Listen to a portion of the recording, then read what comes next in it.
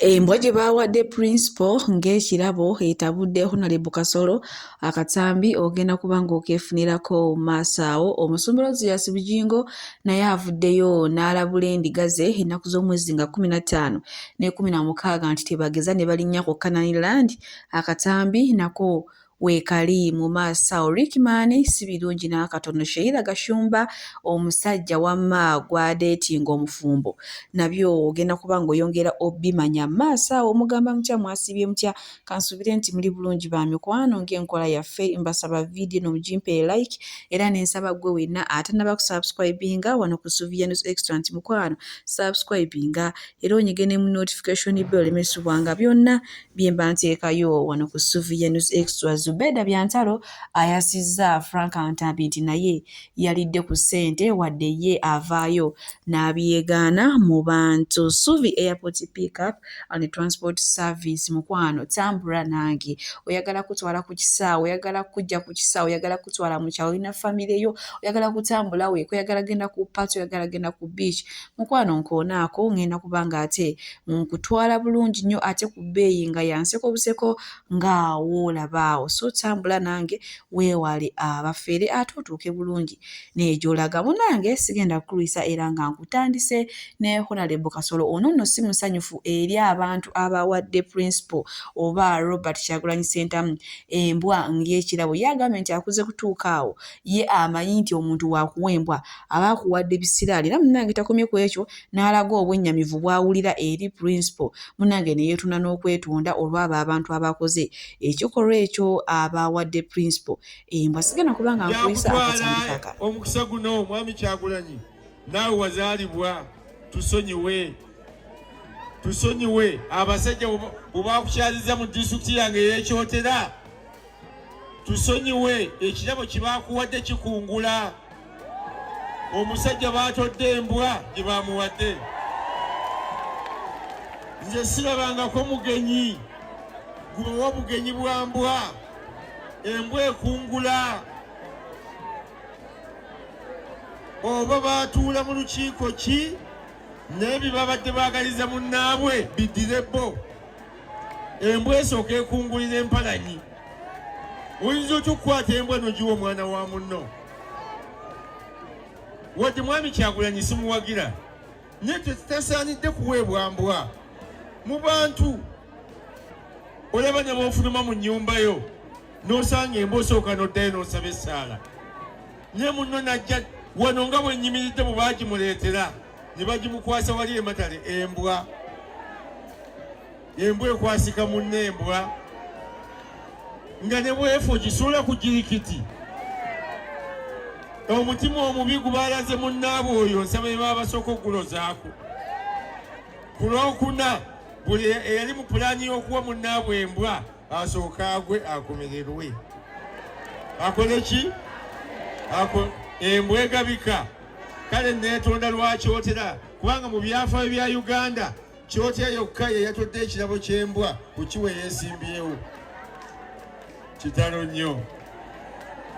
NRM Museveni Kasolo Honorable Kasolo si musanyufu eri abantu b'ekaliisizo abawadde principal embwa ng'ekirabo. Agamba nti ye akuze kutuuka awo amanyi mbu embwa kisiraani. Bw'era w'okyalanga ew'omuntu n'akuwa ekirabo ky'embwa mbumanya aba akuwadde kisiraani, aba takwagaliza. Era munange mu bulumi obungi asazeewo ne yeetundira principal nti abasonyiwe olw'ekyo ekikolwa ekyakoleddwa eky'okumuwa ekirabo eky'embwa. Munange muwala wa Rasta Bebekuru kawala kaffe kano ka Sophie Sali. Munange olunaku olwaleero Mukama bw'atyo bw'asiimye ate n'akwongerako omwaka omulala. Kale twebaza Mukama olw'ekyo. Munnange omanyi bagamba obulamu bwe bugagga, wadde abantu abamu bagamba nti nga tolina ssente biralamu, naye ate era obulamu mukwano nawo biralamu. Munnange bwenkongerayo ew'omuyimbi Irene Ntale, tutambulewo owompeeke gy'obeera gyembeera n'akanamba konkayina. Munnange nno honeymoon anti baali beebuuza kati mmwe mumaze emikolo muno mugenda myezi 2 temugenda ku honeymoon, akasajja kaavu wadde owooza sitooko ompya biki. Munnange nno wenjogerera ssaawa zino bali Sweden. simanyi ndowooza munnange bo n'okulonda kuyinza okubasanga eyo munnange okutambulatambula kuno mbadde mpita ayite eyo nga ngwa ku Zubeida Byantalo ng'agamba nti bannange bantu mmwe ye yavuddeyo ne yeewuunya ekisolo kye bayita omuntu yavuddeyo n'agamba nti oyo Frank Ntambi munnange ne wanaakola bu vidiyo 100 oba 2 oba 3 oba bimeka munnange abawuddiisa nti kubanga bakola bonna ku YouTube nti era mukwano naye akasente yakafulira ddala nti era ye yakyewuunyiza nnyo nga yeerungiya mu bantu ng'agamba ye tasobola kulya mu nsi yerukwe simanyi tasobola kuwagira muntu lwa ssente biki n'ebirala nga namwe nabaleeterako obutambi wano Frank Ntambi bwe yavaayo n'akola Zubeida ne Kasuku ne Sharon bagambye nti Frank Ntambi naye yalya omuthimbi ogutokomoka munnange bwenkuzaako eno ew'omusumba Rosias Bujingo naye avuddeyo n'agamba nti ennaku z'omwezi nga 15 jjukira kwe kulonda abakulembeze kwe kulonda pulezidenti ennaku z'omwezi nga 15 n'ennaku z'omwezi nga 16 endiga kukananira nti zigenda kubeerayo nga 15 bagende balonde ate nga 16 embeera ejja kuba tennaba kulongoka so omwami munnange omukyala takulima nti agenze kusaba ajja kuba agenze mu makubo ge naye nga ye omusumba amaze okukiranga kubawo na lunch hour ngenda kuzomezi 16 tetujja kubawo na lunch hour era tetujja kubawo na night prayer tujja batwakamala okulonda ku Lwokuna so ku Lwokutaano wajja kubawo bingi ebyokutereeza abakyalangira obululu bakyakola bino bakyakola eno ekkanisa y'abantu bategeevu so Olwokuna nga 15 Olwokutaano nga 16 tewali service ku Kanani Olwokuna nga 15 abantu bagende ffenna tugende tulondera ate Olwokutaano nga 16 mazima ate ebyavudde mu results ezo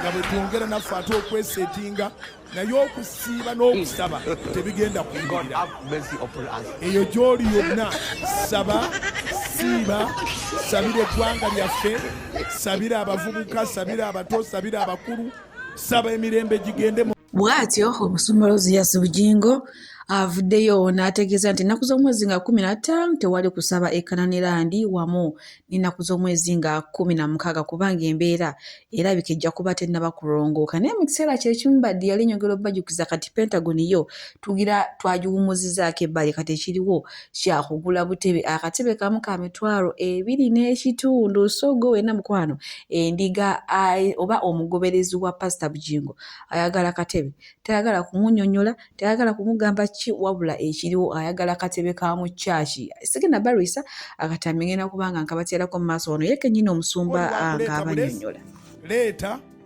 nga sikeekana akeesigamibwako obwesigamibwa wabula nga katebe omuntu katuulamu n'awumuza omukono ku sayidi eno n'awumuza n'omukono ku sayidi eno bampadde amagezi nti guno omukono gw'olabanga ojjasi omukono gw'okuteekako okurelakisinga ate guyambako okugumya ekyesigamibwako n'ekituulwako ne byongera okuggumira tayipu eno obutaliiko byesigamibwako mikono bulungi naye tetwagala tuddemu tugule mangu namwe ozakume kuliko yali akatuddeko nekeweeta bwe kati mu mugongo so ekikaleetera okweweeta tikaba na sapooti ku kkono n'ekuddyo so tubweyanzenge era tuwabawa agamba nti kati bamaze obuweeza batandise n'okukola choice tugezaako okutegeeza Katonda tumuwe ekirungi bw'atyo omusumba Rosias Bujingo avuddeyo n'ategeeza endiga akatebe kamu ka mitwalo 2.5 obutebe bubiri bwa mitwalo 5 oba otwala katebe oba otwala ssente ndowooza bino tebigenda kubeera nga bya Pentagon obutebe bwo luno bujja kulabibwako ng'abantu babutuddeko nnyo nnyini ddala so endiga bannange ezekkanani mutwale ssente bagule obutebe okitegedde ekintu ekyo ezisabire wa Sovi Airport Pickup and Transport Service bakasitoma baffe abalungi nyongera okubajjukiza nti emiwendo gyo twagisaliddeko ddala nga woolabaawo ate nsiiba nki bagamba nti booking Sovi Airport Pickup and Transport Service mukwano nze siseererako ddala oyagala kugenda mu kyalo oyagala kukima mu kyalo oyagala genda ku pate oyagala genda ku birthday oyagala kulya ku zizo kiki oyagala okola oyagala kunona ku kisaawe oyagala kutwala ku kisaawe bookinga Suvi Airport Pick Up and Transport Service ate badiyale wojja nongamba munange ebyadala Suvi sente zonna zirabye naye ekyamazima siziwezaawo nja kusalirako oba okitegeera kati so gwe wenna atanaba ku bookinga Suvi Airport Pick Up and Transport Service onongojja n'akusalira nako olinze ekimukwano bookinga Suvi tweyongere wenjogerera olunaku olw'okulonda ddo lutuukidde ddala ba mikwano naye wadde okulonda tekunnaba kubaawo bo omukwano abalonzi batandise dda okwerumaaluma entama era ngenda kubanga mbatuusako akatambi maaso awo nga owa NRM nga ali bulala n'owa Nuupu beerangirawo oli muli wankwe wali wa Nuupu n'ovaayo ate kati n'ogenda mu NRM biki bingi binyo okugamba obutabanguko bo butandise na kutuukawo nga n'okulonda tekunnabaawo so ba mikwano twongere okusaba ate tulonde mu ddembe era tukuume emirembe bannange kubanga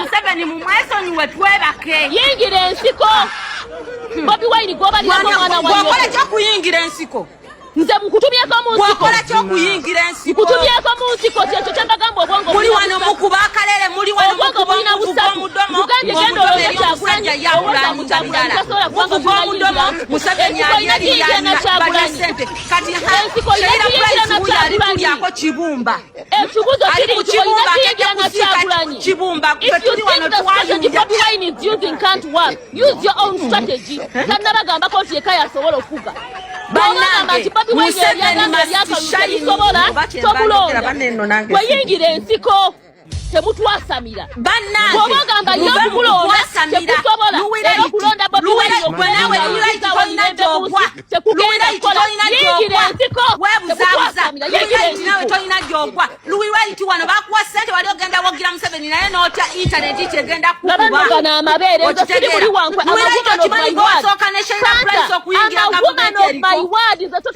ennaku ez'okulonda zo tezinnaba kutuuka weewaawo nga tubuzaako nnaku mbale bubazi naye nga bo abalonzi mukwano batandise dda okwecwacwana nga woolabaawo okwerankira ebisongovu naye nga tukuume eddembe bannange ekyobwekalakaasa tekigenda kukola ekyokwevuma bino nabiri munange bwe tweyongerayo ne Sheila Gashumba onono nga muwala wa Frank Gashumba mabegakawo yavaayo n'atugamba nti ye kati relationship gyalimu takyagala kugiraga mu bantu kubanga yagezaako alage buli gyafuna agiteeke mu bantu naye gye byakomekereza nga si birungi kati nno wavuddeyo omukwano gwe nfanfe ambeera ku lusegere avuddeyo n'atubulira nti Sheila Gashumba ekimugana okupostinga omusajja ono gw'alina buno obudde nti munnange omusajja mufumbo mbwe era singa yali si mufumbo oba oliawo yalibadde nga amupostinga era nga mu kiseera kyekimu maaso wano ngenda kubanga mbalekerako akatambi nti munnange Ricky Mani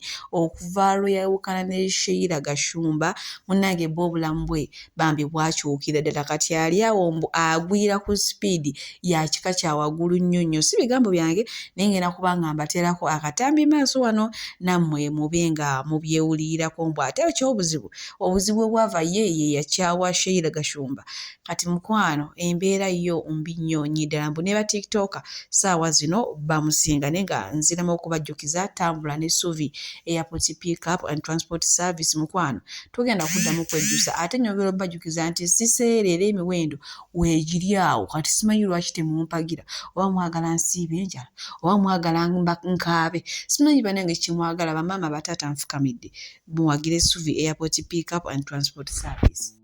Enseene ekyuka bannange enseene ekyuka era bannaffe okula tulabye bingi kyova olaba nga bw'obanga olina omwagalwa tuula wansi otegeere mukyala wange ono girlfriend wange angattako ki annyamba ki era kiki ddala mu bulamu bwange kyabadde annyambako Ricky Mani oli mukwano gwange ne again I'm gonna be honest Ricky Mani okusuula Shira Gashumba kyaku downgradinga nnyo level yo egwira ku speed ya maanyi. Ricky Mani wali brand naye neewunyiza nnyo kulaba eggulo ku Asfa Awards era ne Pia Pounds yatunudde bw'ati n'agamba is this the Ricky Mani? N'engeri gye wabadde oyambadde ng'olinga omuntu oba eyataategedde nti ogenda genda ne ku red carpet. Ricky Mani worst decision mu bulamu bwe yali yakuta Shira Gashumba kozi gwe wamukyawa si yakukyawa era ne Shira yalumwa gwe wamutano ogenda ne bamalaaya. Ricky Mani Shira Gashumba yali yakutadde ku level nga buli omu akutya. Nzijukira lwe najja ku governor nga ntya n'okusembera ku table yammwe. Omwana nga kutuuza mu table high class nga kutuuza mu biki akutambuliza mu motoka zimalayo. Ricky Mani wafuuka ka ordinary man. Ricky Mani wafuuka ka ordinary man. Watuuse ku Asfa Awards ng'ojjanga buno bu TikTok obuvubuka bu Ricky bufe ate nga wali brand omuyimbi omunene superstar. N'abakamera ne bagaana okugendako.